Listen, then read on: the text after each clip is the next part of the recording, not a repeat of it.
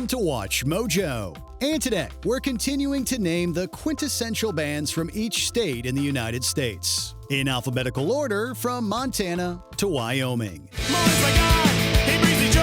The second coming is hit and destroy.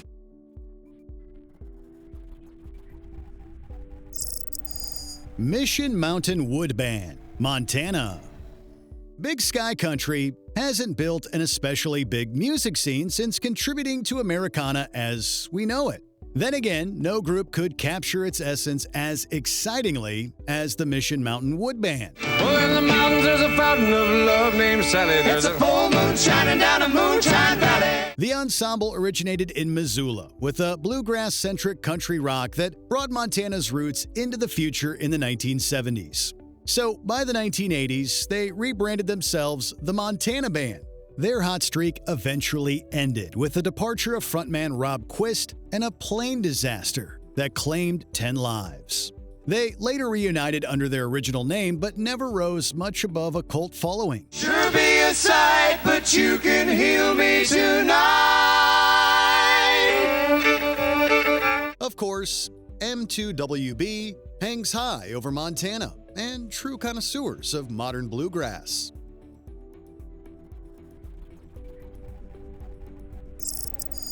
Bright Eyes, Nebraska.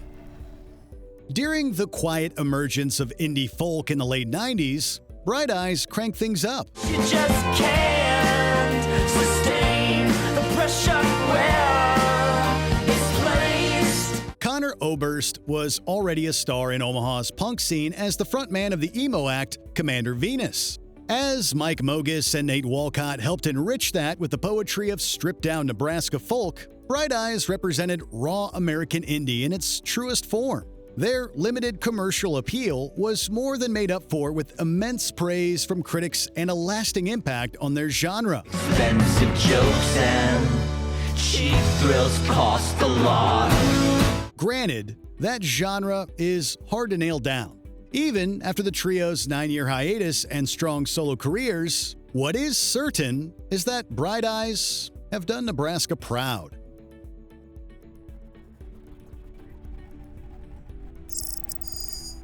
The Killers, Nevada. Combining the folksy songwriting of the frontier with the glamour of Las Vegas, The Killers is the very sound of Nevada. Synth-pop-infused heartland rock actually barely describes the transatlantic jams that burst out of Sin City in 2001. By the end of 2003, the whole world was tearfully dancing to their debut single, Mr. Brightside. Open up my eager eyes, 'cause I'm Mr. Brightside. The Killers have since won consistent acclaim as a new yet distinct form of Americana. They've even performed at the White House in 2010. Of course, high-profile gestures like the album Battleborn confirm that they're Nevada to the core. The critics, record sales, and Nevada's rock community would agree that the Killers have won that battle. I knew it when I met you. I'm not gonna let you run away.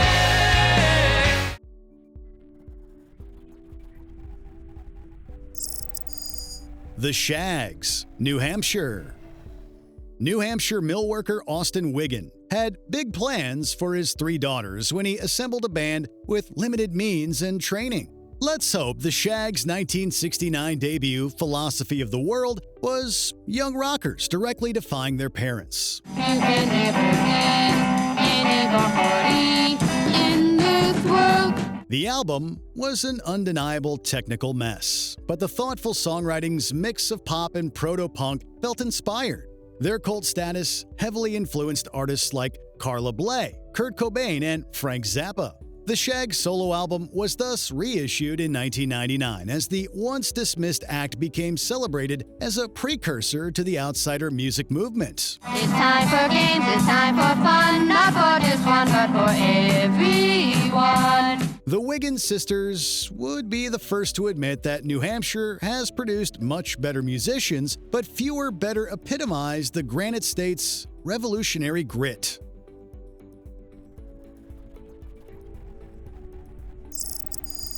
Bruce Springsteen and the E Street Band, New Jersey.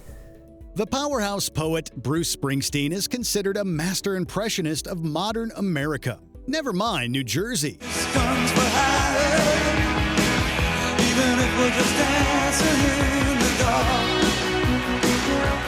But it just wouldn't sound the same without the boss's board of energetic artists. The biggest among them have been the raucous rhythm guitarist Steven Van Zandt and the late great saxophonist Clarence Clemons.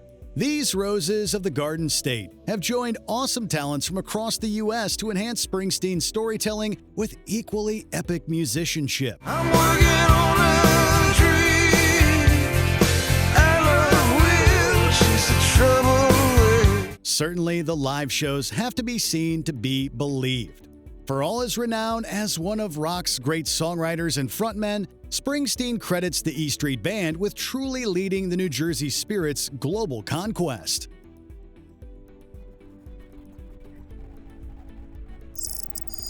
The Shins, New Mexico. James Mercer developed a rich artistic instinct growing up as a U.S. Air Force brat. He finally landed the band Flake Music in Albuquerque during the 90s, before forming the Shins on the border between the energetic and ethereal extremes of indie pop rock.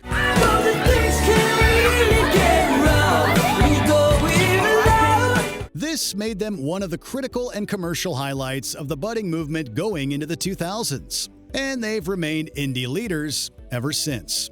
Despite Mercer parting ways with his original bandmates to focus on the creative redirection, thankfully, the Shins have never lost the adventurous and introspective songwriting that seemed to exemplify the alien personality of New Mexico.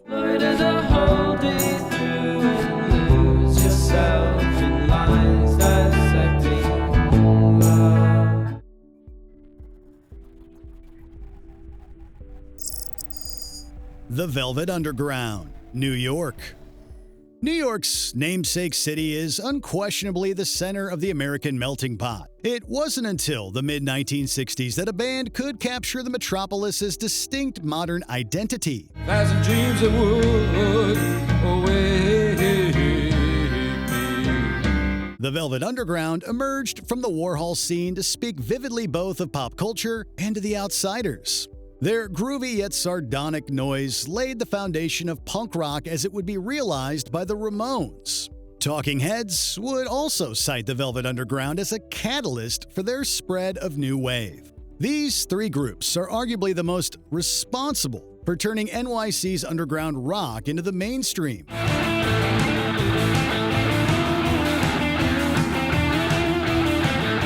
Of course, there's no fully replicating the sound or impact of the Velvet Underground.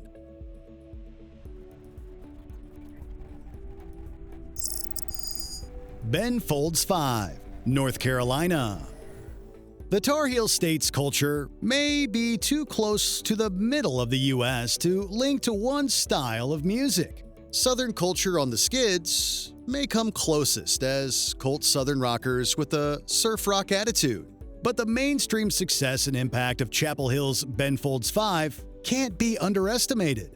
Thinking a lot today. Thinking a lot today. They were actually a trio, but their pop energy and outsider themes were so resonant as to almost single-handedly turn the piano into a central instrument in alternative rock. One can actually hear more Ben Folds 5 than Scots in North Carolina alt-folk acts like the Avett Brothers. Of course, all of it deserves recognition for representing their state's versatile vibe. Sometimes I wish I was that way.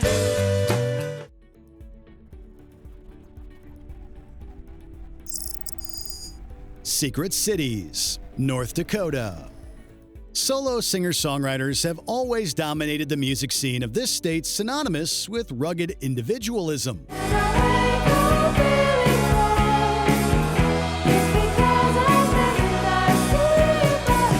But Charles Goki of Fargo and Marie Parker of Williston crossed a frontier to find North Dakota's eclectic sound.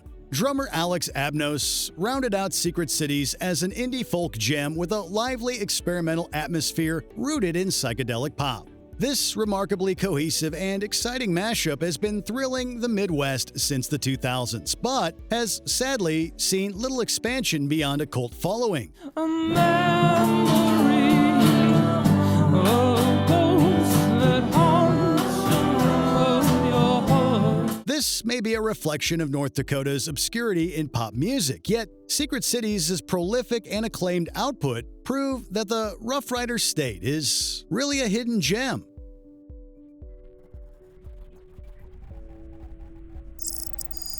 The Isley Brothers, Ohio. Lovers of soul and funk may now take for granted the influence of the Buckeye State.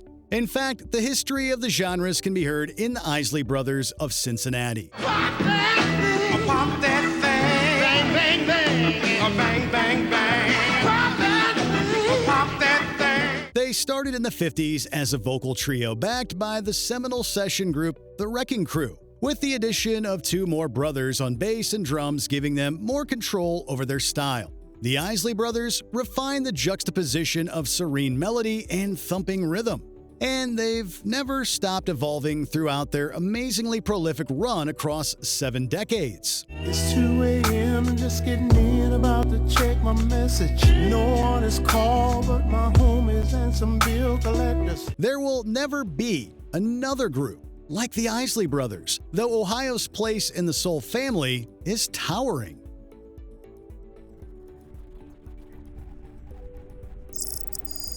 The Flaming Lips, Oklahoma.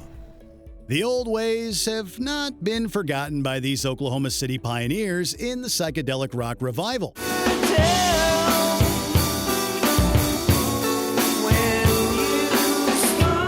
Starting out in the 1980s, the Flaming Lips gradually distinguished themselves from the alternative and noise rock underground with the ethereal aesthetics of the 60s. This neo-psychedelia had achieved considerable acclaim and popularity by the 2000s, winning the group 2 Grammys.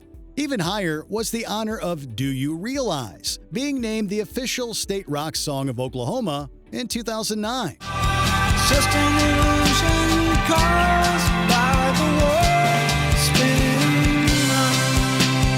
For all their spacey sensibilities, the Flaming Lips' long-term resilience and creativity live up to the state motto of work conquers all.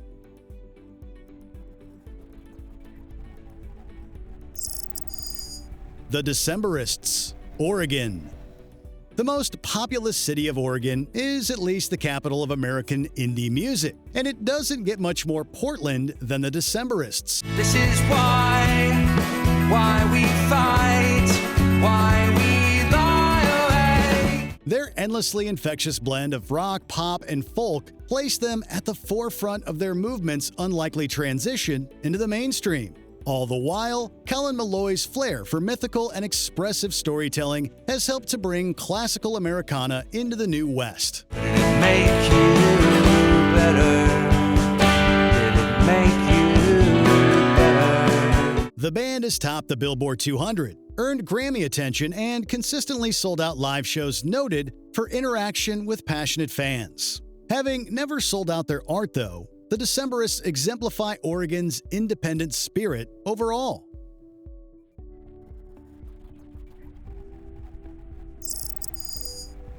Hall & Oates, Pennsylvania. One of America's most historically important cities has also contributed an important pair of names to pop music. Oh yeah, well,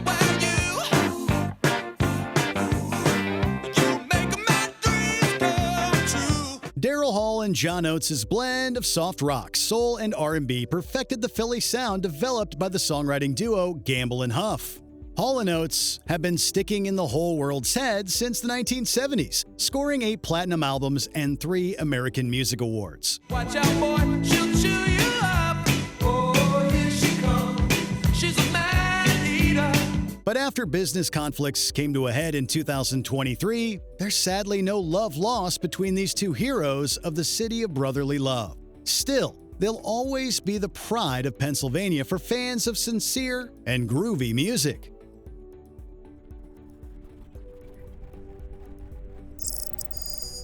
John Cafferty and the Beaver Brown Band, Rhode Island. The questionable authority of classic rock radio would have you believe that John Cafferty and the Beaver Brown Band are a one-hit wonder.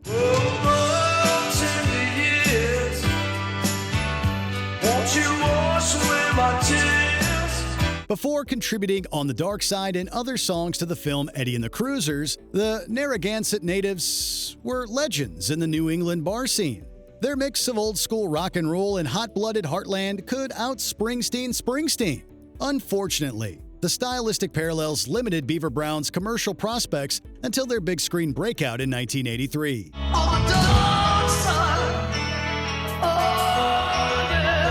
Their global following since has been on the cult side, with 2005's Soundwaves being their first studio album in 36 years.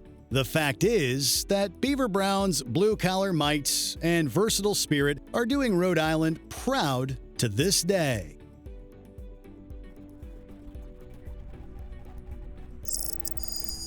The Marshall Tucker Band, South Carolina.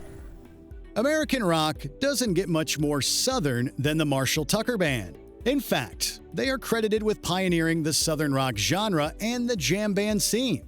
Cause this ain't gonna be the first time this old cowboy spent the night alone. Founded in Spartanburg and named after a local piano player, their seamless fusion of blues, country, and jazz epitomize South Carolina's unique place in the landscape of Americana.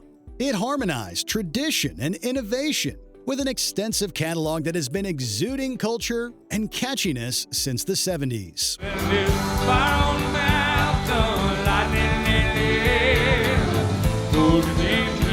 Of course, Doug Gray's rich vocal and writing style have maintained MTV's distinct identity at the center of a rotating roster of musical talents. And it's an identity that the Palmetto State is lucky to lay claim to.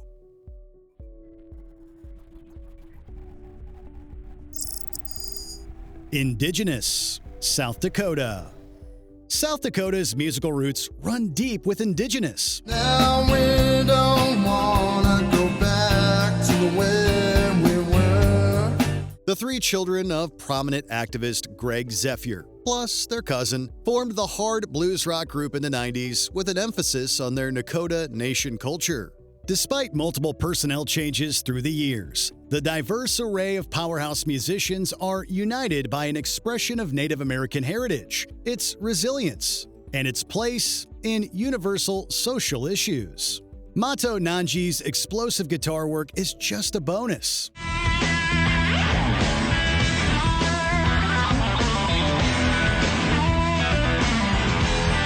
Indigenous's bold blend of eras and cultures with a timeless message commands a dedicated crowd across the nation.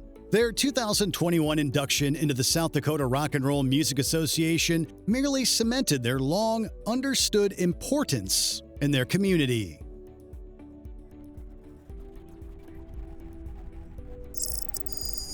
Booker T and the MGs, Tennessee. Tennessee surely boasts one of America's most eclectic and impactful music scenes, if its capital is nicknamed Music City.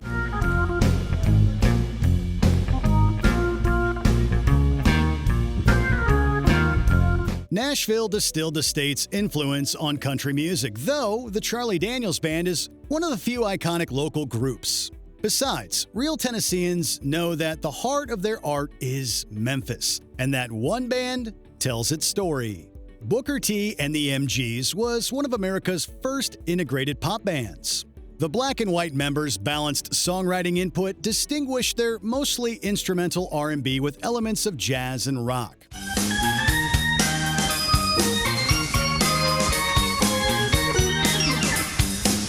They showed that a style this diverse can be commercially catchy. Many solo artists may represent the Tennessee country scene, but the MGs represent the state's soul.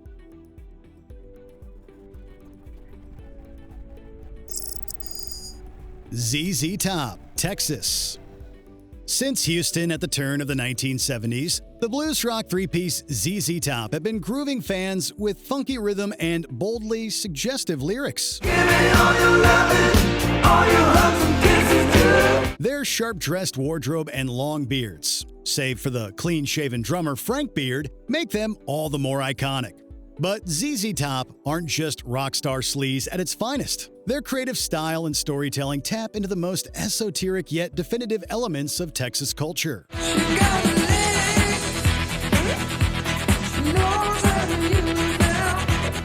The state's House of Representatives named them Official Heroes of Texas in 1986, and Governor Ann Richards declared May 4th ZZ Top Day in 1991. With the additional honor of the Rock and Roll Hall of Fame, it's safe to say that this music has got legs.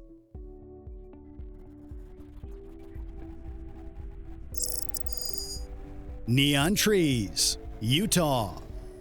The Beehive State is arguably underappreciated for advancing the relationship between American pop and rock. Mama's always got a backtrack when everybody talks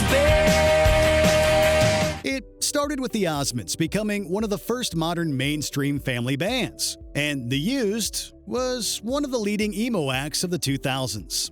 Finally, the Provo scene burst into the mainstream in the 2010s through Neon Trees. They essentially perfected a new kind of new wave that merged classic synth energy with indie expressiveness. Particularly captivating is Tyler Glenn's infectious vocals, dynamic stage presence, and LGBTQ+ activism. I've been on my knees and crawling back to you. It's coming all back to me. The band was even an influence on Imagine Dragons, who ultimately broke out through their Nevada roots. Neon Trees, on the other hand, has gotten everybody talking about the Utah sound.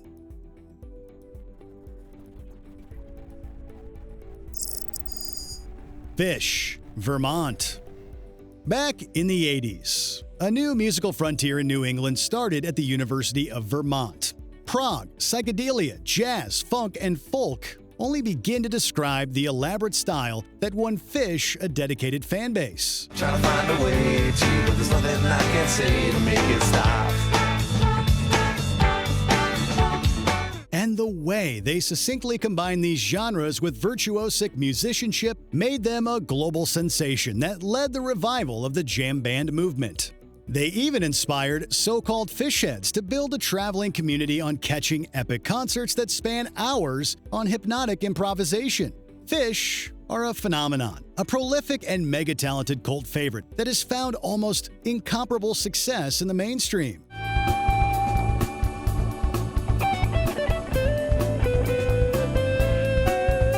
The small state of Vermont just had the honor of bringing this huge achievement together.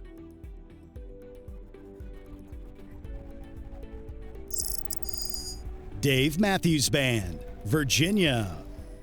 The South African-born Dave Matthews grew up around the world before realizing his love of music in Charlottesville, Virginia in the 90s.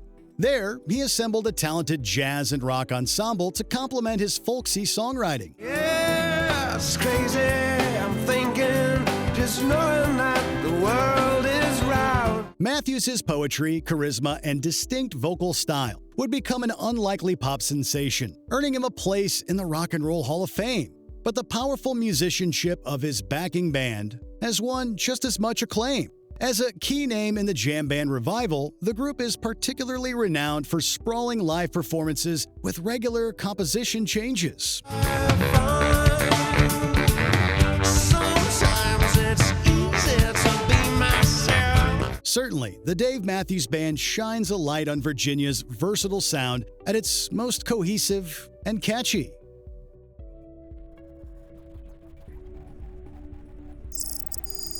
Nirvana, Washington. You can't literally say that Washington State quietly contributed a lot to the punk underground. The world didn't take notice until the Seattle sound was defined by alternative and grunge going into the 1990s.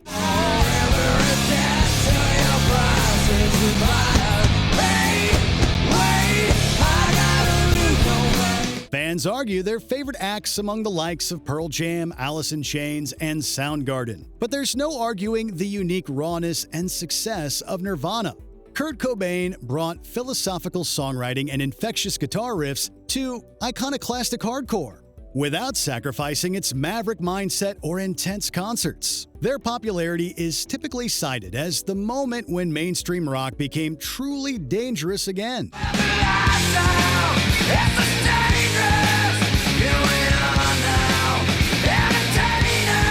Drummer Dave Grohl would reconcile that with old-school hard rock as the frontman for the equally enduring Foo Fighters. Still, modern alternative owes as much to Nirvana.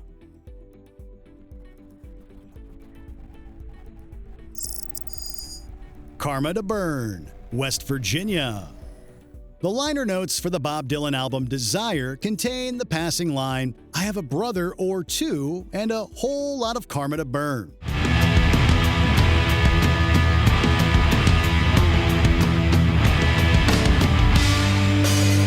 That's how dedicated the band Karma to Burn is to West Virginia's passion for musical storytelling, for their heavy desert rock to not have any words. The instrumentalists came down the Appalachian Mountains with a uniquely narrative structure to their knockout riffage and rhythm. Guitarist Will Meekum has been leading fans through this odyssey as the only consistent member in a three-piece format since 1993.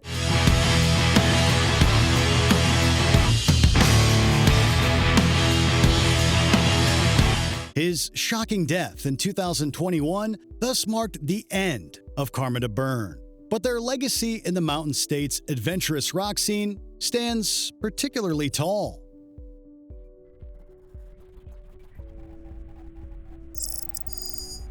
Violent Femmes, Wisconsin.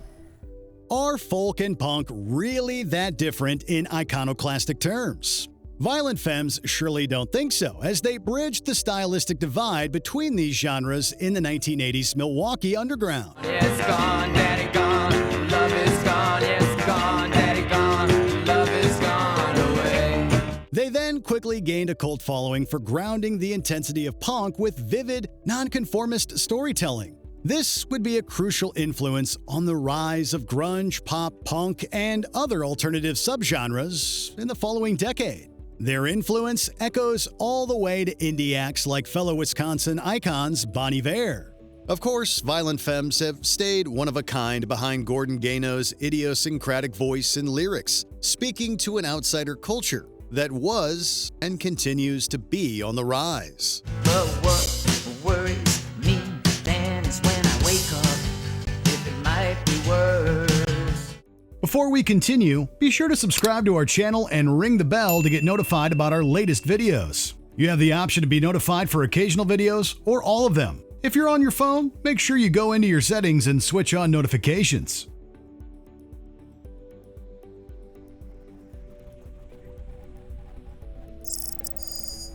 Teenage Bottle Rocket, Wyoming.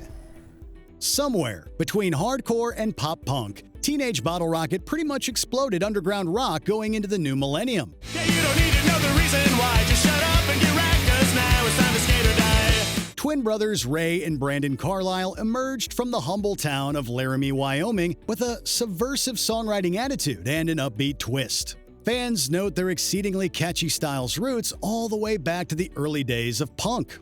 Teenage Bottle Rocket's obvious love of the music and disdain for the status quo have long resonated beyond the angsty youths at skate parks in the 2000s. He was head he whipped his head around so fast he gave himself a concussion. The group has also endured several personnel changes, with Brandon tragically passing away in 2015. Still, Ray and his comrades carry the torch of classic punk for Wyoming and anywhere else, represented by misfits. What are your favorite American bands? Fly their flag in the comments below.